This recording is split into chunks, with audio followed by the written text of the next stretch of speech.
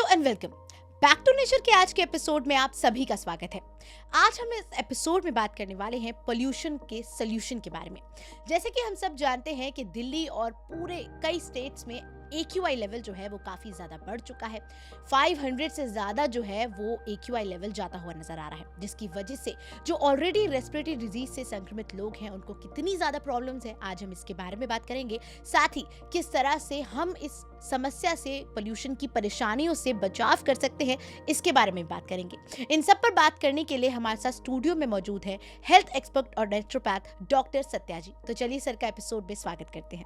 Hello sir, कैसे हैं आप? नमस्कार सर, जैसे आज हम बात कर रहे हैं पोल्यूशन के बारे में, सबसे पहले मैं तो जानना चाहूँगी क्योंकि जो एयर क्वालिटी इंडेक्स, ये AQI लेवल जो है ये 500 के बाहर पहुँच रहा है, तो ये पोल्यूशन को किस तरह से देखा जाए और कैसे ये पोल्यूशन बढ़ता हुआ जा रहा है? देखो, सबसे पहले तो हमें ये जानने की ज़रूरत है कि पोल्यूशन होता क्या है। कि जब कोई भी एक्सटर्नल मटेरियल हमारी बॉडी के अंदर जाता है जो हमारे सिस्टम को नुकसान पहुंचाता है, चाहे वो हो सकता है एयर के थ्रू, यानी कि जब हम सांस लेते हैं तब, या पानी के माध्यम से, जैसे हम पानी पीते हैं, या पानी से, पोल्यूटेड वाटर से कुछ भी खाना बनाना या दूसरी चीज़ें जो बनाते हैं उनसे जब हम उसको पीते हैं उससे पोल्यूशन होता है। और तीसरी जो चीज़ है लैंड से, यानी कि ज़मीन से, तो वो पेस्टिसाइड्स के रूप में या फर्टिलाइज़र के रूप में जो जितने भी क्रॉप्स हैं, चाहे वो गेहूँ है, चावल है या कोई और है, उसके माध्यम से भी पोल्यूशन जाता है जी। लेकिन अभी जो चर्चा ज़्यादा हो रही है वो एयर पोल्यूशन की बहुत ज़्यादा चर्चा हो रही है, क्योंकि हम दिल्ली में रहते हैं और दिल्ली जैसे शहर में, या पूरा दिल्ली NCR का अगर मैं एरिया देखूं तो एक गैस चैम्बर की तरह बन चुका है और बहुत ज़्यादा जो है ना पोल्यूशन हो रहा है।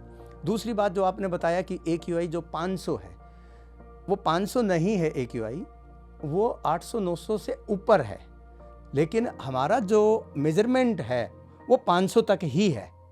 अगर उससे ऊपर है तो वो 500 ही दिखाएगा, तो इसलिए वो एक्यूरेट नहीं है। अगर हम एक्चुअल में हालत देखें तो बहुत सारी US और सैटेलाइट्स के माध्यम से उन्होंने जो है 900 से ऊपर जो है AQI पाई गई है दिल्ली में, और वो हमें भी पता चल रहा है कि पोल्यूशन बहुत ज़्यादा है। जैसे कि अगर मैं सिम्टम्स की बात करूं, अगर आपकी आंखें हैवी हो रही हैं, आंखों में जलन हो रही है, नाक आपकी बंद हो रही है, बार बार आपको खांसी हो रही है, जुखाम हो रहा है, हेडेक हो रहा है, या डिजीनेस हो रही है, हैवीनेस लग रही है आपको पूरी, इसका मतलब ये है कि ये आपको कोई माइग्रेन की प्रॉब्लम या हेडेक की प्रॉब्लम नहीं है। ये सब चीज़ें पोल्यूशन की वजह से हो रही है। और ख़ास मैं बात बताता हूँ कि इस पोल्यूशन के कारण जो खांसी हो रही है वो एंटीबायोटिक से भी ठीक नहीं हो रही है। नॉर्मली जो एंटीबायोटिक दी जाती हैं 5 दिन के लिए, 7 दिन के लिए एंटीबायोटिक दी जाती हैं, ठीक है, लेकिन अभी हाल ये हो रहा है कि 1-1 महीना, 2-2 महीना भी बच्चों की या बूढ़ों की जो है, ओल्ड एज के जो पर्सन है, उनकी खांसी ठीक हो ही नहीं रही है। इतना ज़्यादा पोल्यूशन हो रहा है। बिल्कुल सर, जैसे आपने सिम्टम्स के बारे में बात की, आपने बताया कि आंखें लाल हो जाना, सर भारी हो जाना।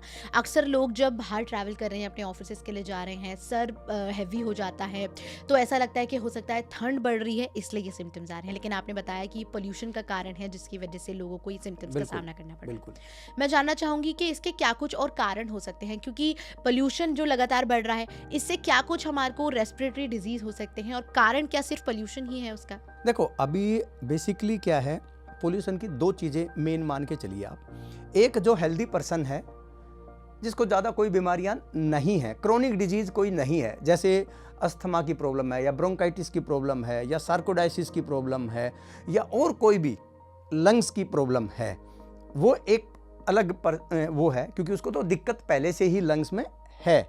लेकिन एक मैं नॉर्मल पर्सन की बात कर रहा हूँ, जो चाहे वो 20 से 30 साल की एज में ही क्यों ना हो, उसको कोई वैसे बीमारी नहीं है, लेकिन अक्टूबर से लेकर फरवरी के महीने तक, ठीक है ना, अगर उसको इस तरह की प्रॉब्लम्स हो रही हैं तो वो मेजरली पोल्यूशन की वजह से ज़्यादा हो रही है।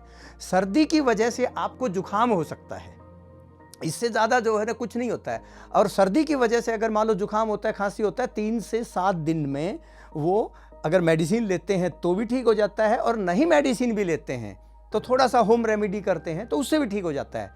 लेकिन जो पोल्यूशन की वजह से अगर कोल्ड हो रहा है या कफ हो रहा है या आंखों में जलन हो रही है या हेडेक हो रहा है, वो एक एक दो दो डेढ़ डेढ़ महीना ठीक ही नहीं हो रहा है। और ये आप किसी भी फिजिशियन से जाके पूछ लीजिए कि ये सबको दिक्कत हो रही है, ये बहुत ज़्यादा।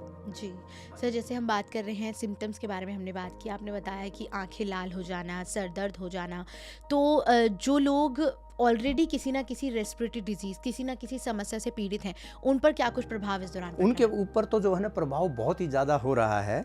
बल्कि डॉक्टर तो ये सजेस्ट करते हैं कि इन 3-4 महीने में, जैसे स्पेशली नवंबर, दिसंबर, जनवरी और फरवरी, इन महीने में अगर किसी को बहुत ज़्यादा रेस्पिरेटरी प्रॉब्लम्स हैं, उनको दिल्ली में रहना ही नहीं चाहिए। ऐसी यहाँ पर हालत है।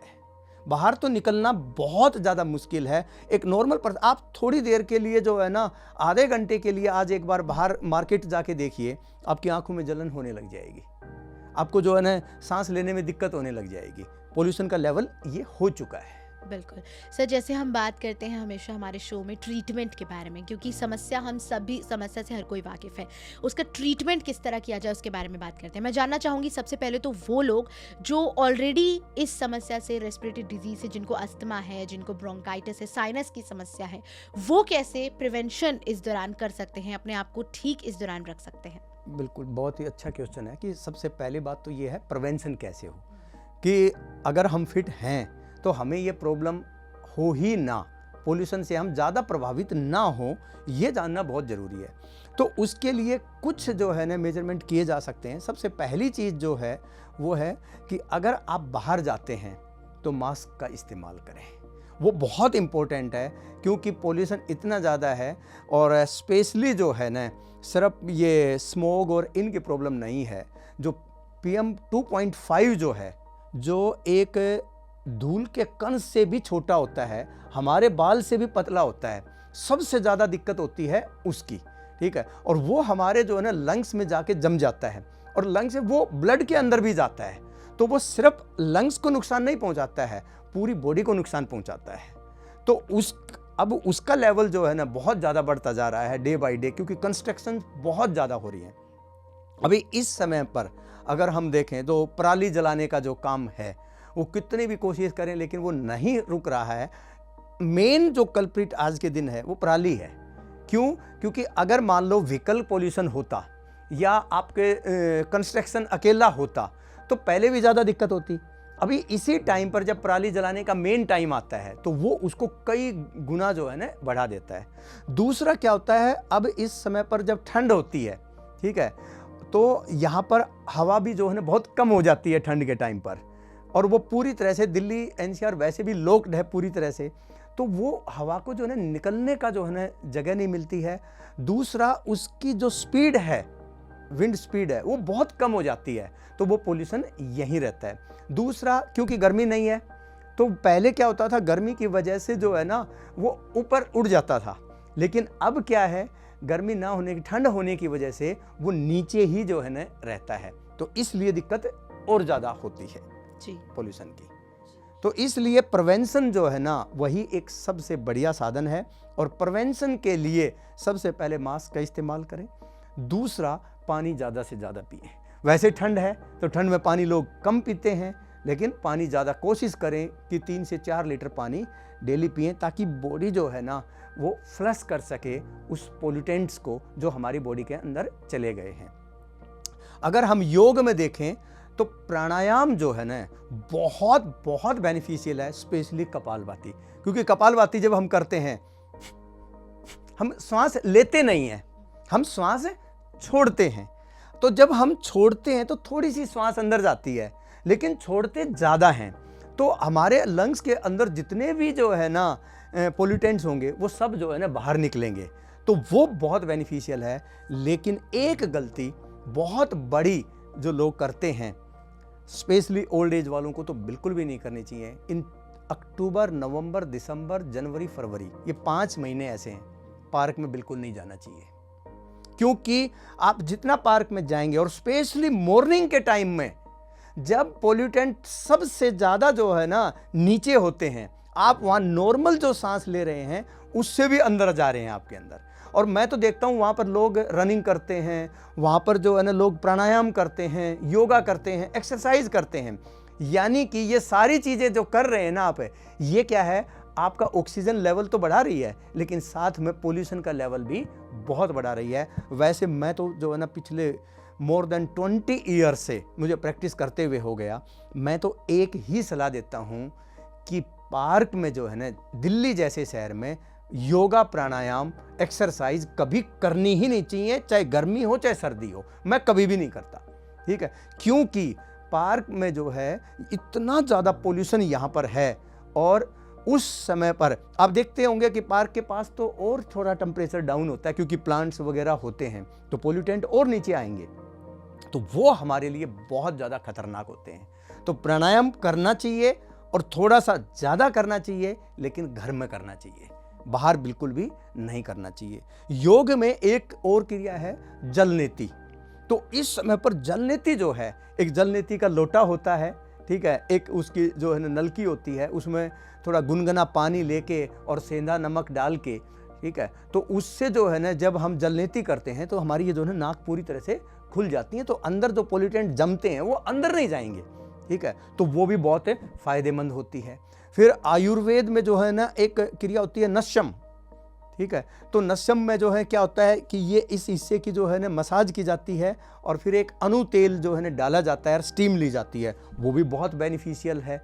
फिर आप अगर नेचुरोपैथी में देखें तो अगर स्पेशली उन लोगों के लिए जो पहले से ही किसी भी लंग्स प्रॉब्लम से ग्रस्त हैं, ठीक है ना, तो उनके लिए नेचुरोपैथी में एक हॉट कोल्ड फर्मेंटेशन होता है। ये लगभग 18 मिनट का एक प्रोसेस होता है, किसी भी अच्छे नेचुरोपैथ से आप सीख सकते हैं ये, ठीक है। तो आपकी अपनी जो बैक है इसके ऊपर, ठीक है, गर्म और ठंडी जो सिकाई है वो आपके लंग्स को जो है ना एक्सपेंड होने में बहुत हेल्प करती है। वो चेस्ट के ऊपर भी कर सकते हैं आप, तो वो भी बहुत हेल्प करती है। फिर आपको गरारे जो है ना सुबह और शाम दोनों टाइम गुनगुने पानी के थोड़ी सी हल्दी डाल के, थोड़ा सा नमक डाल के गरारे जरूर करने चाहिए, स्पेशली सोने से पहले। बहुत इंपॉर्टेंट है, सुबह ना हो तो चल जाएगा लेकिन सोने से पहले गरारे करना बहुत ज़रूरी है, उससे भी जो है ना हमें बच सकते हैं।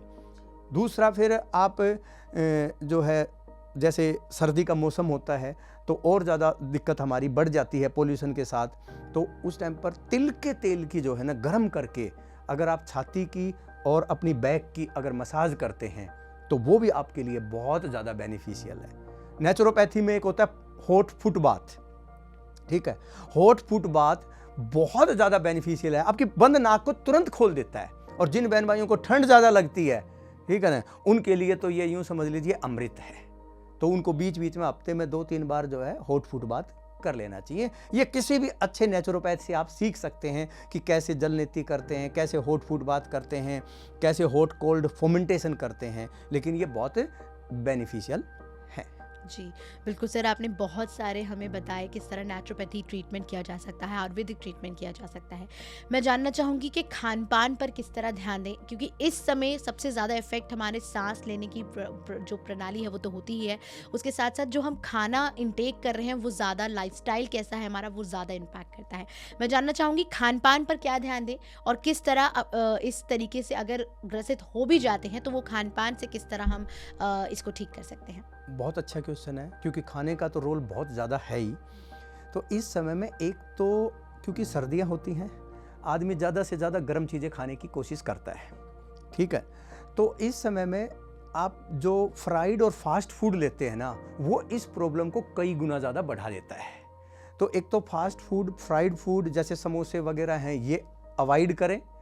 दूसरा जो है ना, बहुत ज़्यादा ठंडी, जैसे बहुत सारे लोग इस मौसम में भी आइसक्रीम खाते हैं, ठीक है, कुछ लोगों के लिए तो वो आइसक्रीम फायदेमंद हो सकती है, जिनके अंदर फायर एलिमेंट ज़्यादा है, पित्त ज़्यादा है, उनके लिए तो चलो चल जाएगा।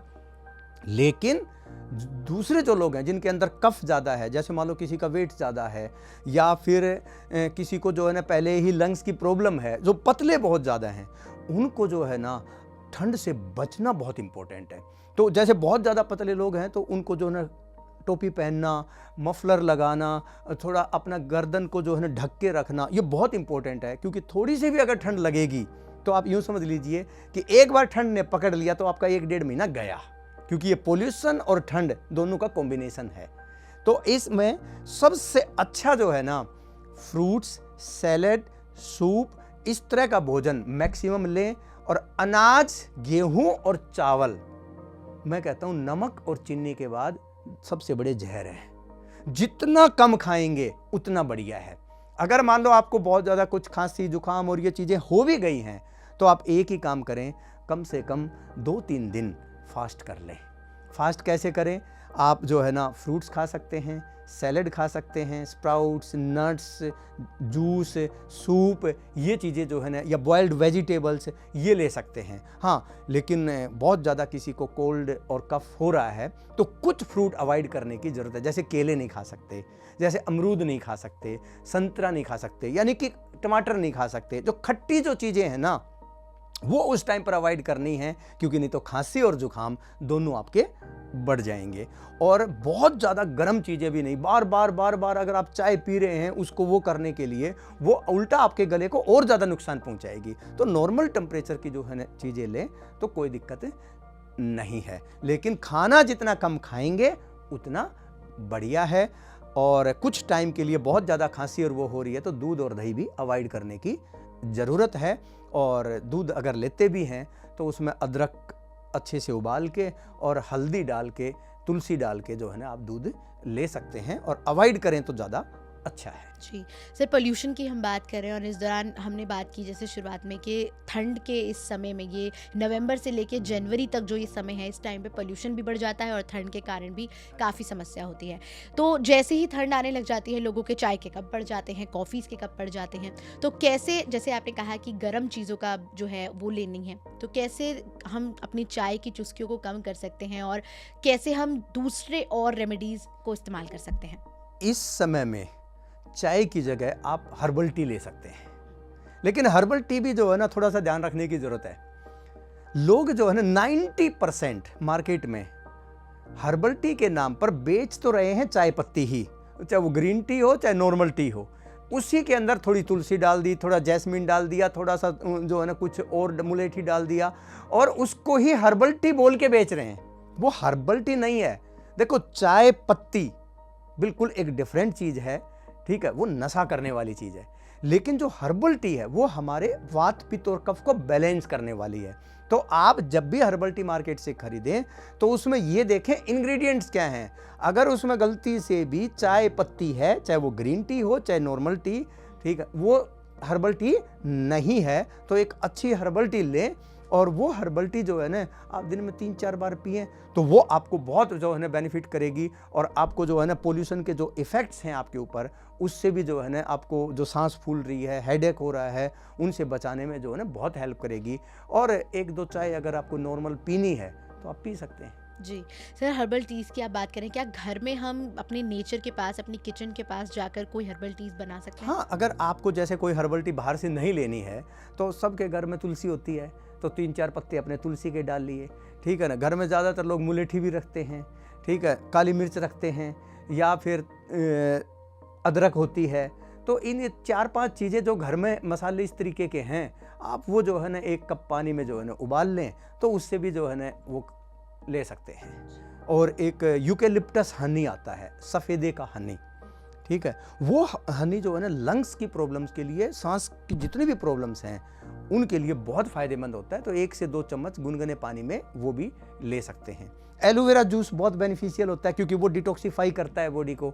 तो डेली जो है ना आप 3 से 4 जो है ना चम्मच एलोवेरा जूस ले सकते हैं। अभी आंवले का सीज़न चल रहा है, इस मौसम में 2 आंवला डेली नियम बना लें कि मुझे लेना ही लेना है। क्योंकि पोल्यूशन से जो है ना सिर्फ सांस की प्रॉब्लम नहीं होती, सबसे ज़्यादा जो इफेक्ट आता है, इम्यूनिटी बहुत वीक हो जाती है, तो बार बार इन्फेक्शन होते रहते हैं। तो आंवला जो है आपके इन्फेक्शन को जो है ना बचाने में हेल्प करेगा, इम्यूनिटी को स्ट्रॉन्ग करेगा। तो उससे भी फ़ायदा मिलेगा। सर जैसे हमने बात की कि आपने कहा कि बाहर जाना इस टाइम पे काफ़ी हद तक कम करना चाहिए, जितना कम हो सके उतना जाना चाहिए। लोग घर में कैसे अपने एनवायरनमेंट को ठीक कर सकते हैं? क्या कोई ऐसी रेमेडी है जैसे एरोमा अपने घरों में यूज़ कर सकें, या कुछ ऐसा अपने घरों में भी अपनी घर की हवा को शुद्ध रखने के लिए किया जा हाँ, सके? घर में जैसे जो कि बहुत सारे एसेंशियल ऑयल्स आते हैं, ठीक है ना, तो घर में जो है ना आप थोड़ा सा जो है ना ऑयल, जो कोई भी एसेंशियल जैस्मिन ऑयल है या लेवेंडर ऑयल है, कोई या यूकेलिप्टस ऑयल है, सबसे अच्छा है यूकेलिप्टस ऑयल, क्योंकि वैसे भी श्वास के लिए बहुत अच्छा है। तो वो जो है ना आप किसी भी जो है ना आजकल ऑयल जो है ना डिस्पेंसर आते हैं, उसमें दो बूंद डाल के जो है ना आप घर के एनवायरनमेंट को बहुत अच्छा कर सकते हैं इसमें, ठीक है ना, उससे काफ़ी आपको फ़ायदा मिलेगा। हाँ, कुछ चीज़ें मैं हमेशा अवॉइड करने के लिए बोलता हूँ। पूजा पाठ करना एक अलग बात है, लेकिन बहुत सारे लोग जो है ना घर में अगरबत्ती, धूप और ये जलाते रहते हैं, वो आपकी प्रॉब्लम को और बढ़ाएगा, ठीक है। तो वो चीज़ें यूज ना करें, ठीक है। ऑर्गेनिक जो चीज़ें हैं वो ज़्यादा से ज़्यादा इस्तेमाल करें। जी सर, लोग अक्सर जैसे आपने कहा कि पूजा पाठ में अगरबत्तियाँ वगैरह जलाते हैं, मैं जानना चाहूँगी कैम्फर यानी कि जो कपूर है उसको भी जलाया जाता है, तो क्या वो? हाँ, कैम्फर बहुत अच्छा रहता है जी। हाँ, तो उसका इस फ़ायदा दौरान मिलता उसको है। जला बिल्कुल, सकते हाँ, हैं। उसको वो कर सकते हैं। दूसरी मैं एक चीज़ और सजेस्ट करूँगा, थोड़ी सी जो है ना नेचुरोपैथी से, आयुर्वेद से हटके है। लोग जो है ना एलोपैथी से है ना एक नेचुरोपैथी वाले स्पेशली या आयुर्वेद वाले नफरत सी करते हैं, और यही जो है ना उनकी बीमारी का, क्रोनिक बीमारी पैदा करने का सबसे बड़ा कारण है। कि कई बार क्या होता है, जब अक्यूट कंडीशन होती है ना, वहाँ नेचुरोपैथी और आयुर्वेद बहुत बड़ा काम नहीं करते हैं, ठीक है। जैसे हम एक्सीडेंटल में तो बोलते हैं कि एलोपैथी इज द बेस्ट, ठीक है, लेकिन अक्यूट जो पोजीशन है, बहुत ज़्यादा सीवियर, आपको अगर मान लो इन्फेक्शन हो गया है, तो एंटीबायोटिक की ज़रूरत पड़े तो ले लेनी चाहिए, जो भी डॉक्टर बताए, 3 दिन 5 दिन। नहीं तो आप नेचुरोपैथी के चक्कर में कोई बड़ी बीमारी, हो सकता है टीबी पैदा कर लें आप अपने, कि नहीं जी मैं तो नेचुरोपैथी से ही ठीक करूंगा, मैं तो योग से ही ठीक करूंगा मैं, और वो खांसी होते होते, कफ बनते बनते टीबी भी बन सकती है, ठीक है। तो ऐसी गलती बिल्कुल ना करें। आप 2 दिन 3 दिन 4 दिन देखें कि अगर आप होम रेमेडी से अगर आपको आराम मिल रहा है, ठीक हो रहे हैं, तो ठीक है, लेकिन अगर बहुत एक्यूट कंडीशन हो गई है तो डॉक्टर को जरूर दिखाएं। तो सर जैसे हम बात कर रहे हैं पोल्यूशन को लेकर, और आपने बताया खान पान के बारे में भी आपने बात की, आयुर्वेदिक और नेचुरल ट्रीटमेंट क्या क्या हो सकता है उसके बारे में भी बताया। मैं जानना चाहूँगी, जैसे आपने योगा के बारे में बताया, तो क्या मेडिटेशन भी इस दौरान हेल्प कर सकता है, और इंडोर मेडिटेशन किस तरह हेल्प कर सकता है? बहुत ज़्यादा हेल्प कर सकती है, क्योंकि लोग पोल्यूशन का एक इफेक्ट देख रहे हैं, किसके ऊपर? सांस के ऊपर। दूसरा इफेक्ट है स्किन के ऊपर, जैसे पोल्यूशन का बहुत इफेक्ट आता है स्किन के ऊपर। आजकल आप देख रहे होंगे एक्ने, पिंपल्स इस मौसम में और सबसे ज़्यादा है, और जिन लोगों को एलर्जी की पहले से ही प्रॉब्लम है स्किन की, ठीक है, तो इस समय पर सबसे ज़्यादा एलर्जी एग्रीवेट होती है, ठीक है। तो आप देखेंगे स्किन का किसी भी डॉक्टर के पास लीजिए, लाइन लगी मिलेगी आज आपके दिन, ठीक है। लेकिन एक चीज़ को जो है ना लोग समझ नहीं पाते कि पोल्यूशन स्ट्रेस और टेंशन बहुत ज़्यादा बढ़ाता है। आप इस समय पर देखेंगे कि बहुत सारे लोगों को स्ट्रेस मिलेगा, ठीक है। पहले उनको स्ट्रेस नहीं था, लेकिन पोल्यूशन की वजह से बहुत ज़्यादा स्ट्रेस हो रहा है। तो ऐसी हालत में जो है ना मेडिटेशन बहुत हेल्पफुल है। अगर आप मेडिटेशन करते हैं 15-20 मिनट, आधा घंटा भी, ठीक है, तो उससे जो है ना आपको मेंटली जो है ना पीसफुल रहेंगे, और जितना मेंटली पीसफुल रहेंगे आपकी ब्रेथ उतनी ही डीप होगी, और जितनी डीप होगी आपको जो है ना पोल्यूशन उतना ही कम इफेक्ट करेगा। बिल्कुल। तो जिस तरह पीएसएसएम हमेशा आप जितनी आपकी उम्र है उतना ध्यान करने के, लगभग उतना ध्यान करने के लिए हमेशा प्रेरित करता है, तो आप सभी उतना ध्यान कीजिए जितनी आपकी उम्र है। मैक्सिमम ध्यान कितना भी किया जा सकता है, और ध्यान ये सिर्फ कहीं भी हो सकता है, एनी टाइम मेडिटेशन, कहीं भी जाकर आप अपने घरों में, अपने कमरों में बैठकर जो है ध्यान कर सकते हैं, और अपनी सेहत को स्वस्थ बना सकते हैं, और अपने दिमाग को भी स्वस्थ बना सकते हैं। सर आप हमारे साथ कार्यक्रम में जुड़े, और एपिसोड में जुड़कर आपने तमाम जानकारी, क्योंकि पोल्यूशन इस दौरान एक ऐसा कॉज बन चुका है, एक ऐसी समस्या बन चुकी है जो हर तरफ लोगों को परेशान कर रहा है, उसके बारे में बताओ, और कैसे घर में उसे ठीक किया जा सकता है उसके बारे में बताया। इसके लिए आपका बहुत बहुत धन्यवाद। तो दर्शकों, हमारा आज का एपिसोड बहुत खास था, क्योंकि ये बेहद ही रिलेटेड टॉपिक था।